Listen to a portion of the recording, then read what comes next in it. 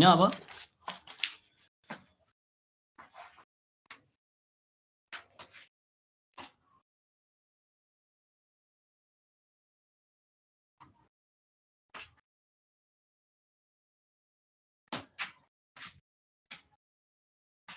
reversible and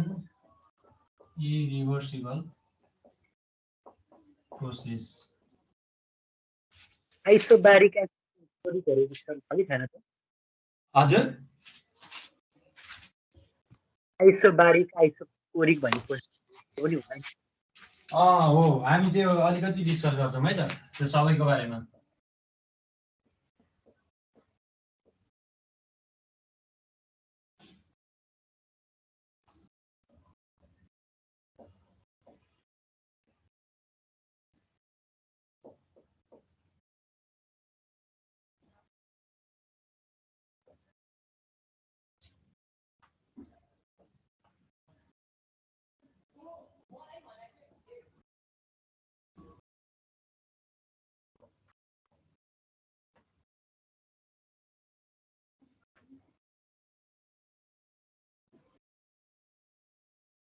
ल अर्को छ हाम्रो क्वाजी स्ट्याटिक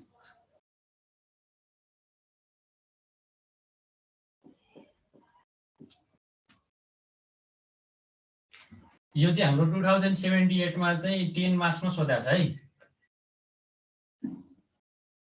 ल अब हामी सरल बुझौं सबै थ्योरी कुराहरु हो reversible and irreversible process isothermal adiabatic isobaric isochoric quasi static सबै भनेको हाम्रो के हो त भन्दाखेरि यहाँ चाहिँ थर्मोडायनामिक्स प्रोसेस हो है सबै भनेको के हो थर्मोडायनामिक्स प्रोसेस हो जसमा चाहिँ अब हामीले सुरुमा चाहिँ रिभर्सिबल र इरिभर्सिबल भनेको चाहिँ कस्तो किसिमको प्रोसेस हो भन्ने कुरा बुझौं अब के हुन्छ भन्दाखेरि कुनै पनि सिस्टमलाई हैन कुनै पनि सिस्टममा अब एउटा सोर्स हुन्छ त्यसपछि हाम्रो एउटा हिट इन्जिन लिन्थ्यौं अनि पछि के हुन्थ्यो सराउन्डिङ अथवा सिङ्क हुन्थ्यो है यो T1 टेम्परेचरमा छ यो T2 टेम्परेचरमा छ भने अब चाहिँ के हुन्थ्यो हिट इन्जिनले चाहिँ के गर्थ्यो त भन्दाखेरि है हिट इन्जिनले चाहिँ के गर्छ भन्दाखेरि यहाँबाट सर्टेन अमाउन्ट अफ एनर्जी चाहिँ ल्याएर Q1 अमाउन्ट अफ एनर्जी यताबाट ल्याएर चाहिँ के गर्थ्यो भन्दाखेरि सम वर्क डन गर्थ्यो W अनि पछि हाम्रो के गर्छ त भन्दाखेरि Q2 अमाउन्ट अफ हिट चाहिँ रिजेक्ट गर्छ है यस्तो किसिमको हुन्छ तर अब यहाँ चाहिँ के हुन्छ भन्दाखेरि रिभर्सिबल प्रोसेसले चाहिँ के गर्न सक्छ त भन्दाखेरि तपाईले यहाँबाट hit certain amount of heat पठाउनु भो त्यसपछि केही न केही त हाम्रो सिस्टममा चेन्जेस आउँछ है केही न केही वर्क हुन्छ भनेपछि केही न केही सिस्टममा चेन्जेस आउँछ त्यसपछि चाहिँ के हुन्छ भनेर त्यसपछि जुन यो सिस्टम छ त्यसलाई फेरि यो सिस्टम हामीले यताबाट रिभर्स गर्दा पनि तपाईले पहिला हामीले सुरुमा गर्दा इरिगेसन प्रोसेसमा जस्तो थियो त्यस्तै किसिमको भ्यालुहरु रिटेन गर्न सक्नुहुन्छ कुनै पनि चेन्ज आउँदैन सराउन्डिङमा सोर्समा कुनै पनि सिस्टममै चेन्ज आउँदैन तपाईले रिभर्स गर्दाखेरि त्यो प्रोसेसको सिस्टमलाई भनी त्यस्तो किसिमको सिस्टमलाई चाहिँ के भनिन्छ त भन्दाखेरि रिभर्सिबल सिस्टम भनेर भनिन्छ है यदि तपाईले यहाँबाट सर्टेन अमाउन्ट अफ हिट पठाउनु भो फेरि है त्यसपछि चाहिँ के हुन्छ भन्दाखेरि सर्टेन चेन्ज आउँछ तर हामीले के गर्न सकिदैन त त्यो चेन्जलाई फेरि रिभर्स प्रोसेसमा लाँदाखेरि पनि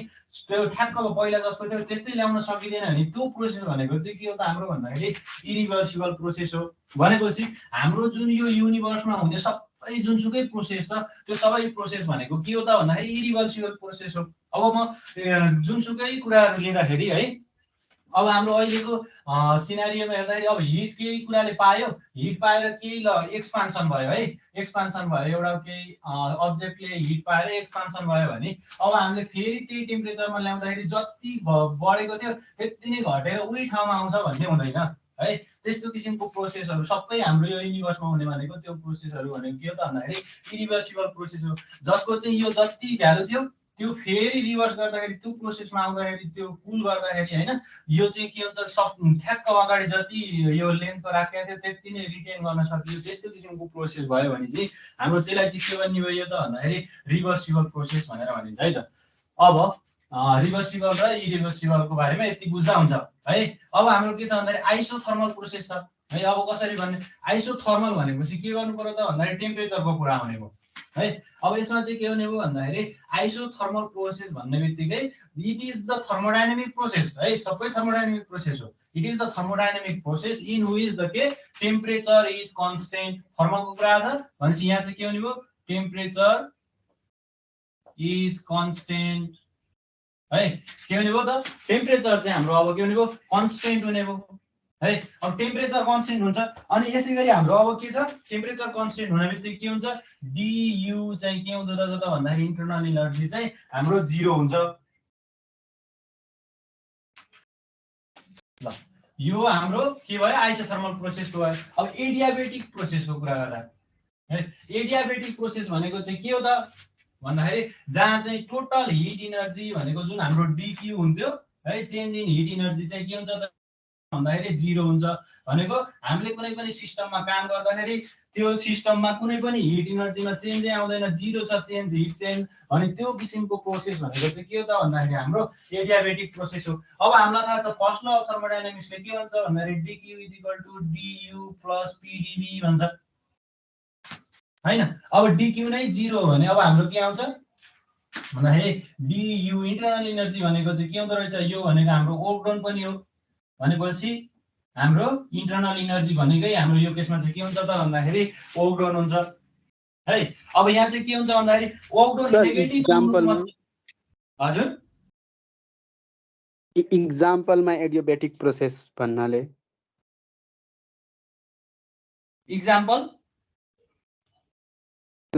इक्जाम्पल भन्नु नि एडियाबेटिक प्रोसेसको एउटा कुनै अब यस्तो हुन्छ जुनसुकै तपाईको हिट चेन्ज नहुने जुनसुकै प्रोसेस हुन्छ त्यो चाहिँ हाम्रो एडियाबेटिक प्रोसेसमा पर्छ है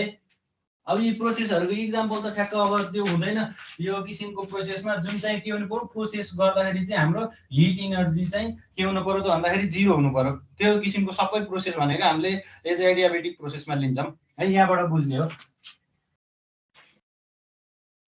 त्यस्तो सर्टेज इक्जाम्पल तपाईले कुनै पनि सिस्टममा हिट एनर्जीको चाहिँ के हुनु पर्यो भन्दाखेरि चेन्ज चाहिँ 0 हुनु पर्यो हजुर सर बिहान पनि आज क्लास भयो फिजिक्सको के भन्नुभयो बिहान पनि क्लास भयो आज फिजिक्सको भा छैन हाम्रो फर्स्ट इयरको क्लास बेलुका हुन्छ 6 बजे देखि सधैं ए हुन्छ सर ल अब हाम्रो चाहिँ आइडियाबेटिक भन्न बित्तिकै के हुने भयो त भन्दाखेरि चेन्ज इन हिट एनर्जी भनेको चाहिँ 0 हुने हो है त्यो केसमा चाहिँ के हुने भयो त भन्दाखेरि इन्टरनल एनर्जी भनेको हाम्रो वर्क डन सँग बराबर हुन्छ है अब हाम्रो आइसोबारिक प्रोसेस भनेको के हो फेरि है आइसोबारिक भन्न बित्तिकै हाम्रो के आउँछ त भन्दाखेरि प्रेसर p को कुरा आउँछ यो केसमा है प्रेसरको कुरा आउँछ भनेपछि अब यहाँ के हुने भयो त thermodynamic system in which the के प्रेसर इज कन्स्टेन्ट है प्रेसर कन्स्टेन्ट भयो भने चाहिँ त्यो किसिमको प्रोसेस भनेको चाहिँ के हो त भन्दाखेरि आइसोबारिक प्रोसेस हो अब फेरि हामीलाई थाहा छ dq = du + pdv है अब हाम्रो के हुने भयो यो केसमा चाहिँ p कन्स्टेन्ट राखिएको छ भने जे छ त्यही हाम्रो केही खासै फरक चाहिँ पर्ने भएन अब हाम्रो सिस्टममा अब अर्को के हुने भयो त भन्दाखेरि आइसोचोरिक प्रोसेस भन्ने बित्तिकै हाम्रो यसमा चाहिँ के को कुरा आउँछ भन्दाखेरि भोल्युमको कुरा आउँछ है यो पनि के हो त एउटा सिस्टम जसमा चाहिँ के हुन्छ त भन्दाखेरि भोल्युम चाहिँ कन्स्टेन्ट हुन्छ भनेपछि अब भोल्युम कन्स्टेन्ट हुन्छ भने हाम्रो के हो त dv चाहिँ 0 हुने भयो है भोल्युम कन्स्टेन्ट छ भने हैन v2 - v1 गर्दा के हुन्छ त भन्दा दुईटै भोल्युम कन्स्टेन्ट छ भनेको मतलब यो v भयो v - b भनेको त के हुने भयो त भन्दाखेरि 0 हुने भयो भनेपछि अब हाम्रो यो टर्म चाहिँ 0 हुने भयो के को लागि त भन्दाखेरि आइसोचोरिक प्रोसेसको कुरा गर्दा भनेपछि अब dq = हाम्रो के हुन्छ भन्दाखेरि du हुने भयो जुन हिट सप्लाइड छ त्यो चाहिँ के हुने भयो सबै चाहिँ हाम्रो इन्टरनल एनर्जी चाहिँ इन्क्रिज गर्नको लागि मात्र युज हुने भयो यो आइसोचोरिक प्रोसेसमा चाहिँ है अब क्वाजी स्ट्याटिक प्रोसेस के हो त भनेर बुझ्न खोज्दा क्वाजी स्ट्याटिक भनेको पनि हाम्रो एउटा आइडियल केस हो यसमा चाहिँ के हुन्छ भन्दाखेरि एकदमै इन्फिनिटेसिमली के हुन्छ त भन्दाखेरि स्लो रेटमा के हुन्छ भन्दाखेरि चेन्ज हुन्छ है स्लो रेटमा चेन्ज हुन्छ सिस्टम जहाँ चाहिँ के हुन्छ त भन्दाखेरि एभ्री पोइन्ट चाहिँ के हुन्छ त भन्दाखेरि हाम्रो इक्विलिब्रियममा हुन्छ भनेर भन्छ है त सिस्टममा भएको के हुन्छ हरेक टाइममा कुन अहिले लिनुभयो भरै लिनुभयो भोलि लिनुभयो हैन जहिले लिए पनि हाम्रो के हुन्छ त भन्दाखेरि त्यो चाहिँ हाम्रो हरेक चाहिँ स्ट्रेन्थ्सहरु चाहिँ हाम्रो चाहिँ के हुन्छ त भन्दाखेरि इक्विलिब्रियम पोजिसनमा हुन्छ के हुन्छ त भन्दाखेरि इक्विलिब्रियम पोजिसनमा हुन्छ भनेर भन्छ है त यो क्वाजी स्ट्याटिक प्रोसेसले यसले चाहिँ के गर्छ भन्दाखेरि यो पनि रियल टाइममा त एक्सपिरियन्स गर्न सकिदैन तर के हुन्छ त भन्दाखेरि हामीले यो किसिमको प्रोसेसहरुको सानोतिनो जुन छ हाम्रो त्यसलाई चाहिँ त्यो प्रोसेसहरुलाई चाहिँ हामीले नेग्लेक्ट गरेर त्यसलाई चाहिँ as a quasi static process लिन्छौं है त हाम्रो यो फन्डामेन्टल्स कुरो हो हैन। अब हाम्रो के छ भन्दाखेरि यति यो त जनरल टर्म्सहरु भयो, हामीले प्लस 2 देखि पढ्दै आएको। अब आइसोथर्मल भन्नेबित्तिकै टेम्परेचरको कुरा ल्याउने, आइडियाबेटिक भन्नेबित्तिकै हाम्रो हिट इनर्जी चाहिँ चेन्जिङ हिट इनर्जी 0 हुने भयो, आइसोबारिक भन्नेबित्तिकै प्रेसरको कुरा आयो, आइसोचोरिक भन्नेबित्तिकै भोल्युमको कुरा आयो। क्वाजी स्ट्याटिक भनेको तपाईहरुको लागि अहिले नयाँ हो। क्वाजी स्ट्याटिक भनेको चाहिँ के हो त भन्दाखेरि तपाईले एकदम स्लो रेटमा काम हुन्छ, जहाँ चाहिँ के हुन्छ त भन्दाखेरि एभ्री पोइन्ट चाहिँ के हुन्छ त भन्दाखेरि इक्विलिब्रियममा हुन्छ भन्ने त्यति बुझ्नुस् अहिले है त।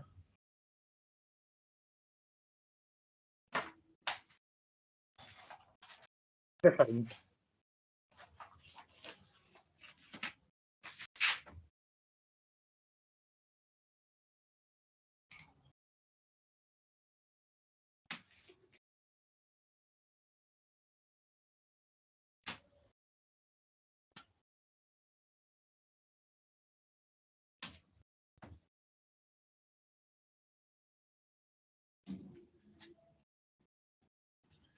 ल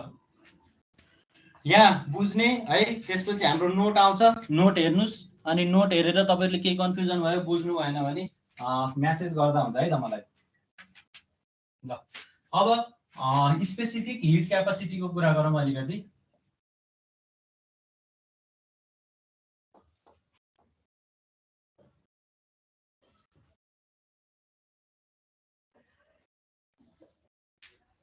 स्पेसिफिक हिट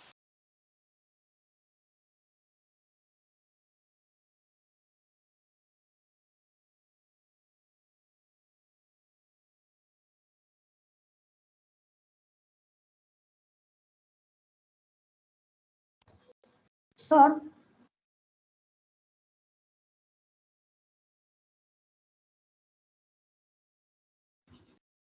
हेलो सर,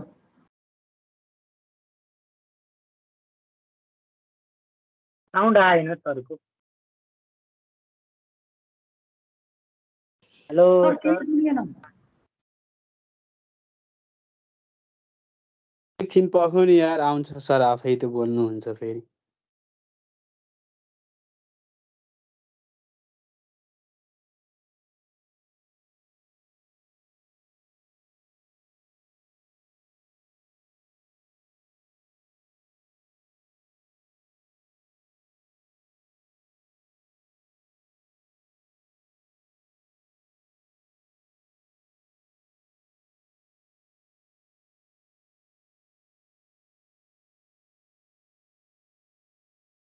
ल सबैको देखेको छ स्क्रिन ठुलो देखिया नि?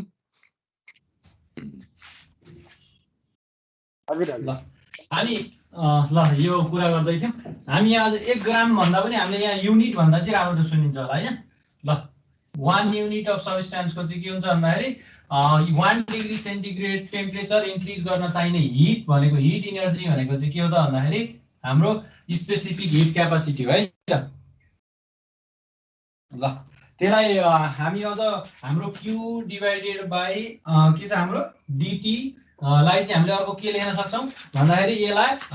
हिट क्यापासिटी भनेर पनि भनिन्छ है। हिट क्यापासिटी भनेर पनि भनिन्छ। अब फेरि यसलाई हामीले डिभाइडेड बाइ m गर्यौं भने हाम्रो चाहिँ के आउने भयो त स्पेसिफिक हिट क्यापासिटी आउने भयो है त। यसरी लेख्दा पनि भयो, heat capacity divided by m गर्दाखेरि पनि हाम्रो के आउने भयो स्पेसिफिक हिट क्यापासिटी भनेर लेख्न सक्यो है। अनि हामीले यसरी लेख्न पनि पाइयो है त यो केसलाई। ल अब हाम्रो के हुन्छ भन्दाखेरि यो जुन फर्मुला छ यसले काम गर्ने भनेको हाम्रो के त भन्दाखेरि सोलिड है अनि लिक्विड केसलाई काम गर्छ अरे। हाम्रो ग्यास भनेको के हो त भन्दाखेरि एउटा हाइली कम्प्रेसेबल चिज हो है, पार्टिकल जुन हाम्रो त ग्यास भनेको त हाम्रो हाइली कम्प्रेसेबल हुन्छ भनेपछि चाहिँ हाम्रो यो के हुन्छ ग्यासको लागि चाहिँ हाम्रो आवाज स्पेसिफिक हिट क्यापासिटी। आएन सर राम्रोसित। हजुर हजुर आवाज हजुरको आउँदै छैन सर।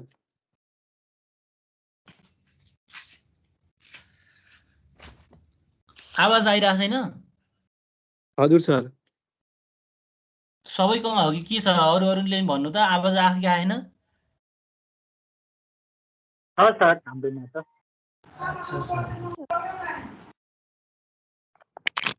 सबैकोमा केही समस्या आएको होला है त। यहाँ अब सबैकोमा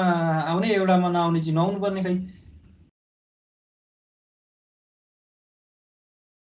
रिजोइन गर्नुस् न हजुर है।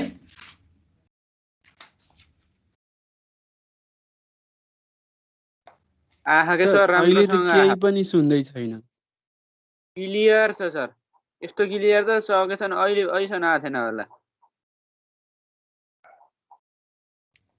ल ल हामी डिस्कस गर्दै गरौँ न। ल अब ग्यासको लागि चाहिँ के हुन्छ त भन्दाखेरि हाम्रो 0 देखि इन्फिनिटीसम्म रन गर्छ है त।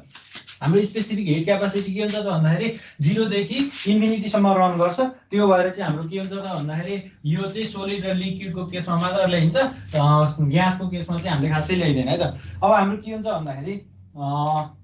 के छ हाम्रो C इक्वल्स टु हाम्रो के छ Q divided by m dt छ हैन। अब हाम्रो के गर्यौं भन्दाखेरि कम्प्रेस गर्यौं है। यसलाई चाहिँ के गर्यौं अब पार्ट जुन ग्यास छ ग्यासलाई चाहिँ के गर्यौं कम्प्रेस्ड गर्यौं। compressed without any supply of heat है। हिट सप्लाई नगरिकन हामीले के गर्यौं भन्दाखेरि ग्यासलाई कम्प्रेस गर्यौं भने के हुन्छ त भन्दाखेरि हिट सप्लाई नगर्नु भन्नुको मतलब के हो त भन्दाखेरि Q0 हुनु हो। भनेपछि हाम्रो यो भनेको स्पेसिफिक हिट क्यापासिटी नै के हुने भयो त भन्दाखेरि यो केसमा चाहिँ हाम्रो 0 हुने भयो है। अब हामीले त्यसै गरी के गर्न सकिन्छ भन्दाखेरि अब यो ग्यासलाई चाहिँ हामीले फ्रीली छोड्दियौं है। फ्रीली छोड्दियौं भने चाहिँ के हुन्छ भन्दाखेरि C इक्वल्स टु हाम्रो के छ Q divided by m dt छ। हाम्रो चाहिँ यो केसमा चाहिँ के हुन्छ भन्दाखेरि टेम्परेचरमा केही चेन्ज आउँदैन। हामीले फ्रीली छोडिदिएको छौं भने ग्यास जताकतैको टेम्परेचर एउटै रहन्छ। त्यो केसमा के हुन्छ भन्दाखेरि Q dt इक्वल्स टु 0 हुने भयो। भनेको मतलब समथिङ डिभाइडेड बाई 0 भनेको हाम्रो कति हुन जान्छ त भन्दाखेरि इन्फिनिटी हुन जान्छ है। यो भएर चाहिँ के हुन्छ भन्दाखेरि ग्यासको केसमा चाहिँ हाम्रो स्पेसिफिक हिट क्यापासिटी C भनेको चाहिँ 0 र हाम्रो के छ इन्फिनिटीमा रन हुने भएको कारणले गर्दाखेरि यो चाहिँ अलिकति के हुन्छ त भन्दाखेरि यो एप्रोप्रिएट हुने होइन है त। ल अब हाम्रो के छ भन्दाखेरि एउटा सर्ट क्वेशनमा सोध्न मिल्ने क्वेशन हाम्रो सीपी चाहिँ ग्रेटर हुन्छ सीबी भन्दा भन्ने हाम्रो जुन +2 मा पनि थियो यो कुराहरु है। त्यसको बारेमा अलिकति बुझौं कसरी चाहिँ सीपी चाहिँ ग्रेटर हुन्छ है। Specific heat capacity at constant pressure is greater than specific heat capacity at के कन्स्टेन्ट भोल्युम हुन्छ भन्ने हामीलाई थाहा छ। त्यो चाहिँ कसरी हुन्छ भन्ने कुरा हेरौँ है त। अब बिर्सिसक्यो नि होला। ल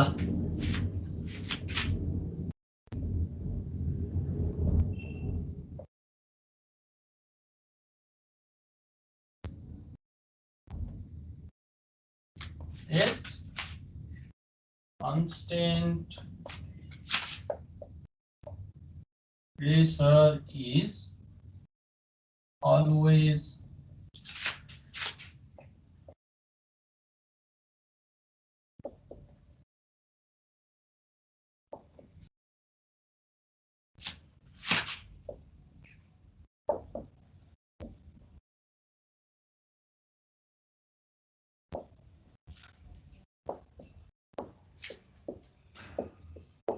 ल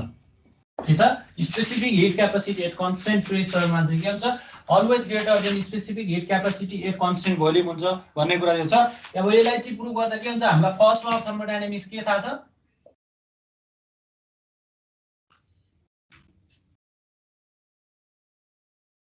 फर्स्ट ल अफ थर्मोडायनामिक्सले चाहिँ के भन्छ भन्दाखेरि dq equals to du plus pdv भन्छ हामीलाई थाहा छ है। अब हाम्रो के हुन्छ त भन्दाखेरि अब एट कन्स्टेन्ट प्रेसरको कुरा गर्दा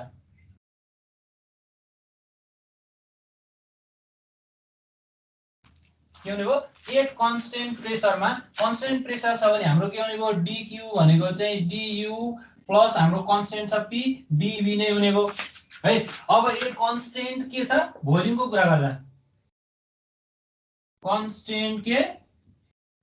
भोल्युममा चाहिँ के हुने भयो है। भोल्युम कन्स्टेन्ट छ भनेको पहिला पनि v थियो पछि पनि v हुन्छ भनेको v - v गर्दा के आउँछ त हाम्रो 0 आउँछ। यो चाहिँ के हो v - v भनेको dv हो है। v2 - v1 गर्थ्यौं नि है। अब यहाँ के हुने भयो त dv चाहिँ 0 भयो भने के हुन्छ यो केसमा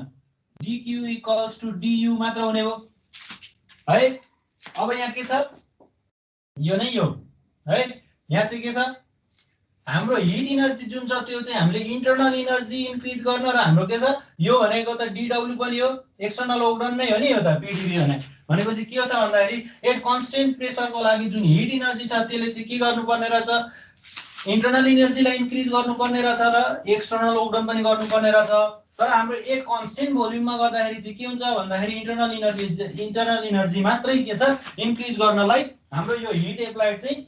युज भइरहेछ है त के छ heat supplied is only used to increase the के छ इन्टरनल इनर्जी त्यही भएर अब हामीलाई के हुनु पर्यो त भन्दाखेरि एउटै हिट इनर्जी निकाल्नु पर्ने छ भने त हाम्रो के हुने भयो यसलाई बढी दिनु पर्यो किनकि यसले त दुईटा काम गर्नुपर्ने छ है त्यो भएर हाम्रो के हुन्छ त भन्दाखेरि यो कारणले गर्दाखेरि चाहिँ CP is always greater than CV भनेर भन्छौँ है त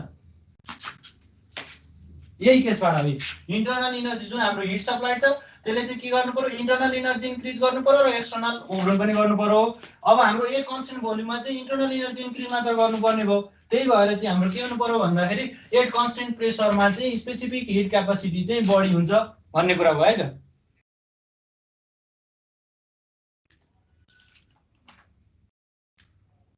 ठीक छ है बुझिन्छ नि हैन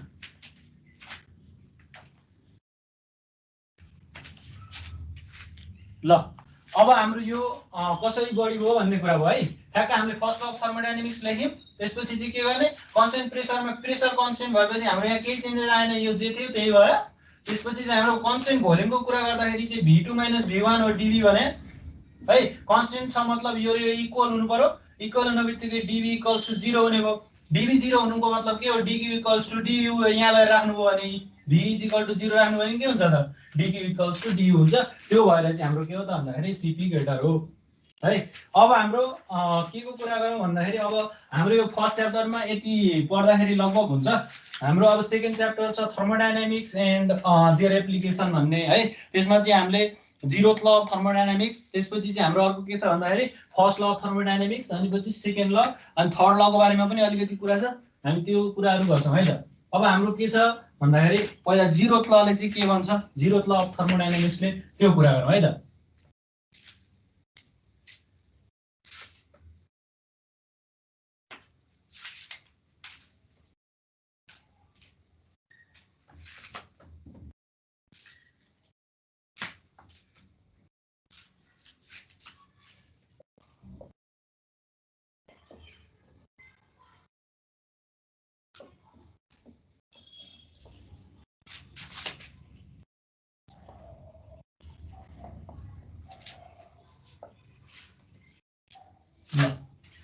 अब हाम्रो जीरोथ ल अफ थर्मोडायनामिक्सको कुरा गर्दाखेरि चाहिँ के हुन्छ भन्दाखेरि हाम्रो ए भन्ने एउटा कुनै अब्जेक्ट छ मानौँ अनि हाम्रो के छ भन्दाखेरि बी भन्ने अर्को छ अनि हाम्रो अर्को भनेको के छ सी छ जहाँ चाहिँ के छ त भन्दाखेरि यो दुईटालाई चाहिँ इन्सुलेटिङ वालले के गरिएको छ भन्दाखेरि सेपरेट गरिएको छ है त इन्सुलेटिङ वाल छ यो भनेको के हो हाम्रो डाइथर्मल वाल हो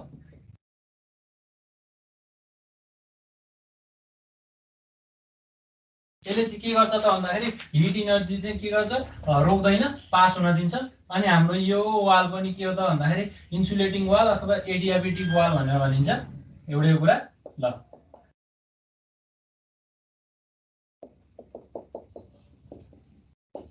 यस्तो किसिमको केसमा अब के छ यो डाइथर्मल वाल हो यो भनेको हाम्रो के छ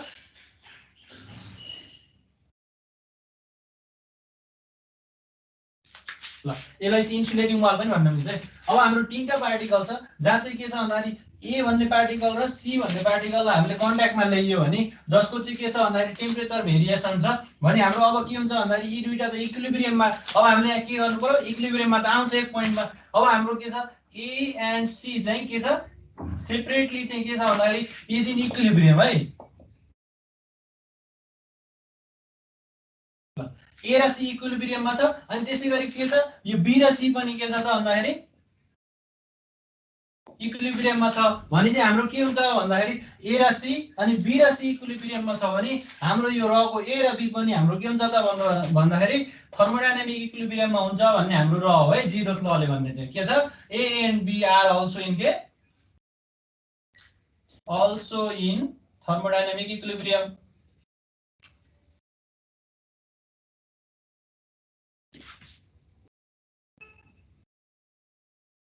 ल के छ ए र सी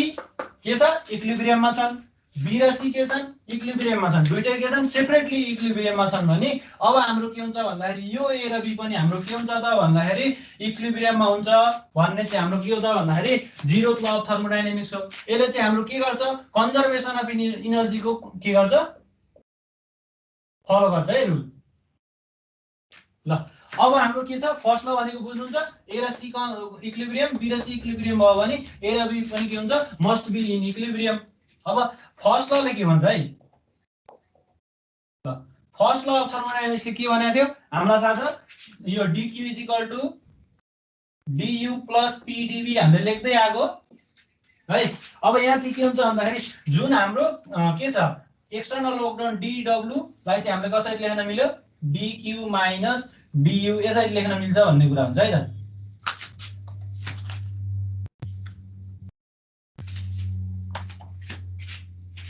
ठीक छ हाम्रो के भनेको एक्सटर्नल वर्क डन भनेको कसरी निकाल्न सकिन्छ भन्दाखेरि जुन हिट सप्लाइड हुन्छ र इन्टरनल एनर्जीको डिफरेन्स अथवा हाम्रो du निकाल्नु पर्यो भने पनि हाम्रो यहाँबाट के लेख्न सकिन्छ dq माइनस dw है। dw भनेको pdv हो है, यो भनेको के हो bw। यस्तो हुने भयो हाम्रो यो फर्स्ट ल अफ थर्मोडायनामिक्सले भन्ने कुरा हो है। हाम्रो यो जनरली के छ भन्दाखेरि स्टेटमेन्ट जान्दा हुन्छ, यो त हाम्रो एकदम इम्पोर्टेन्ट फर्मुला भइहाल्यो है। योबाट सबै हामीले अघि पनि डिस्कस गरिसक्यौँ। फर्स्ट ल तपाईँलाई थाहा भइहाल्यो, सेकेन्ड ल त झन् इजी भइहाल्यो ए र सी इक्विलिब्रियम बी र सी इक्विलिब्रियममा छ भने ए र बी पनि के हुन्छ त इक्विलिब्रियममा हुन्छ भन्ने ल भयो। अब हाम्रो के छ सेकेन्ड लको अलिकति कुरा छ है। अब सेकेन्ड लमा के छ यसो हेरौँ। अब सेकेन्ड लको कुरा गर्नुपर्दा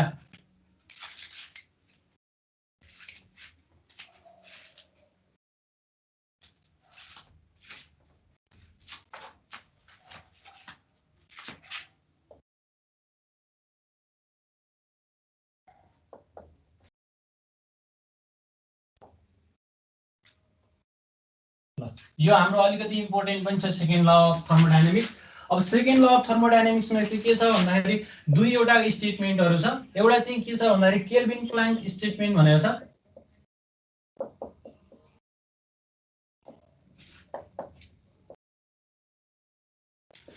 अर्को चाहिँ हाम्रो के छ त भन्दाखेरि क्लाजियस स्टेटमेन्ट छ है त।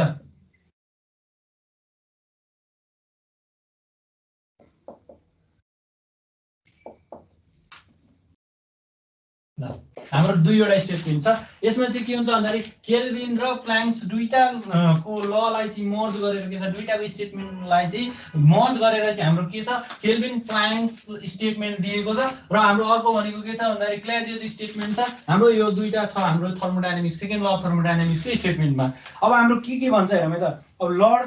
लर्ड केल्भिन पनि भनिन्छ हाम्रो त्यो केल्भिनलाई चाहिँ है लर्ड केल्भिन पनि भन्ने चलन छ, दुईटै एउटै हो है। त्यसपछि अब यहाँ के भनेको छ हेरौँ है त। अब हाम्रो केल्भिनले चाहिँ के भन्छ पहिला सुरुमा भन्दाखेरि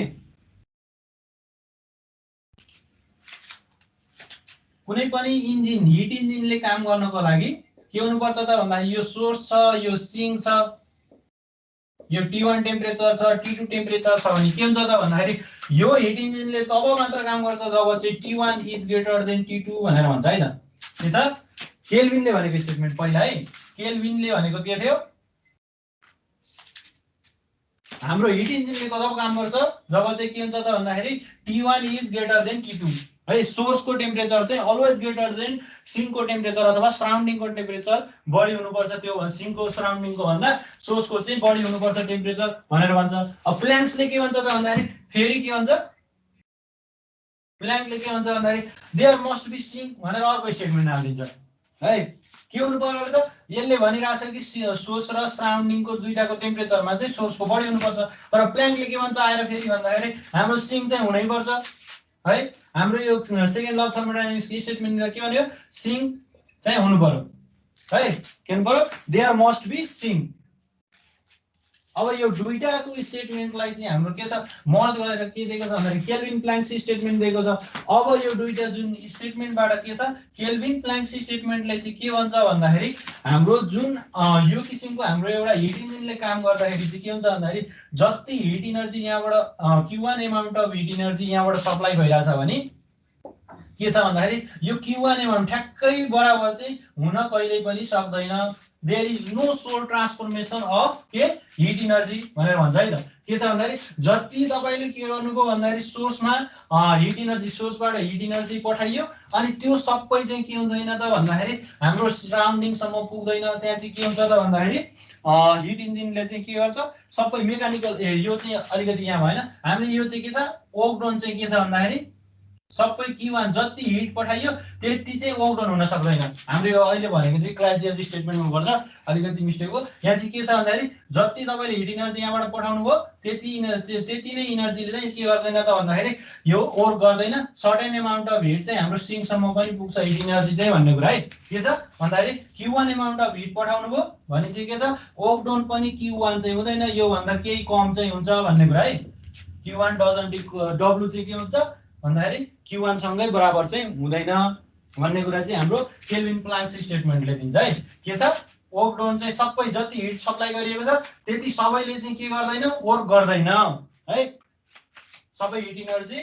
चाहिँ चेन्ज हुँदैन। There is no source transformation of heat energy into mechanical work भन्नु पर्यो है त ल। अथवा मेकानिकल वर्क युजफुल वर्क जे भन्दा नि हुन्छ है ल। अब हाम्रो फर्स्ट लले चाहिँ त्यो भन्नु हाम्रो फर्स्ट ल भन्नु कि हाम्रो केल्भिन प्लाङ्क स्टेटमेन्टले चाहिँ त्यो भन्नु सेकेन्ड लमा उसको फर्स्ट स्टेटमेन्ट भयो हाम्रो। अब सेकेन्ड क्लजिज स्टेटमेन्टले चाहिँ के भन्छ भन्दाखेरि अब यो हाम्रो केल्भिनले अघि के भनेको थियो त भन्दाखेरि हिट ट्रान्सफर हुन्छ T1 देखि T2 मा मात्र हुन्छ जब चाहिँ के T1 चाहिँ ग्रेटर देन T2 हुन्छ भनेर भनेको छ। अब क्लजिज स्टेटमेन्टले चाहिँ के भन्छ भन्दाखेरि तपाईले एक्सटर्नल वर्क केही गर्नुभयो भने चाहिँ के हुन्छ त भन्दाखेरि हामीले सिङ्कबाट पनि सोर्समा के हुन सक्छ त भन्दाखेरि हिट फ्लो गराउन सकिन्छ भनेर भन्छ। यसको बेस्ट इक्जाम्पल भनेको के हो त भन्दाखेरि हिट पम्प।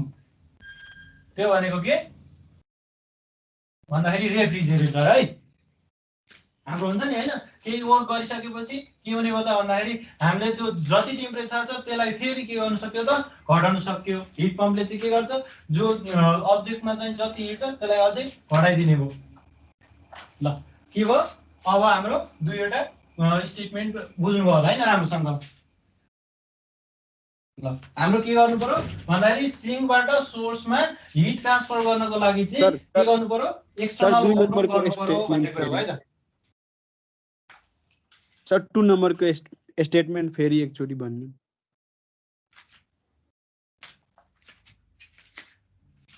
यो सिङ्क भयो हैन सिङ्क अथवा सराउन्डिङ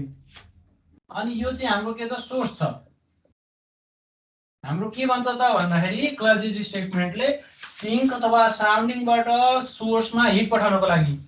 है किनकि हाम्रो गेटहरु छ T1 चाहिँ के छ गेटर छ T2 चाहिँ के छ सानो छ भनेपछि अब के हुन्छ हाम्रो हिटको जनरल कन्सेप्टले चाहिँ के हुन्छ भन्दाखेरि T1 गेटर भयो भने बल्ल हाम्रो यहाँबाट हिट फ्लो हुन्छ सोर्सतिर हो किन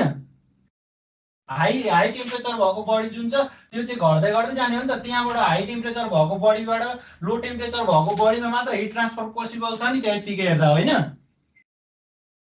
हो। तर के भन्छ भन्दाखेरि क्लजिज स्टेटमेन्टले तपाईले केही वर्क डन गर्नुभयो W amount of work done गर्नुभयो भने चाहिँ के गर्न सकिन्छ भन्दाखेरि यो जुन लो टेम्परेचर छ लो टेम्परेचरबाट हाई टेम्परेचरमा पनि के गर्न सकिन्छ भन्दाखेरि हिट फ्लो गराउन सकिन्छ भन्ने कुरा हो। ठीक छ हजुर सर ल। अब हाम्रो यो चाहिँ के छ भन्दाखेरि यो दुईटा ल चाहिँ लगभग एउटै हुन् भनेर हाम्रो के दिएको छ भन्दाखेरि equivalence of Kelvin Planck's and Clausius statement भन्ने छ। यो दुईटा ल चाहिँ एउटै हुन् भनेर हामीले यो चाहिँ एकदम इम्पोर्टेन्ट हो है। Equivalence of Kelvin Planck's and Clausius statement त्यो चाहिँ हाम्रो एक्जाममा सोध्न सक्छ है। हामीले त्यति गरौँ आज एउटा यो गरौँ केल्भिन यो इक्विभ्यालेन्सको कुरा गरौँ त्यसपछि हामी नोट चाहिँ हिजोको अझै आएको छैन होला है। अलिकति मैले दिउँसो मात्र पठाएको थिएँ हाम्रो सरलाई। अब नोटको लागि उहाँले लगभग आज बेलुका अथवा भोलिसम्म चाहिँ तपाईँ नोटहरू चाहिँ पाउनुहुन्छ है त।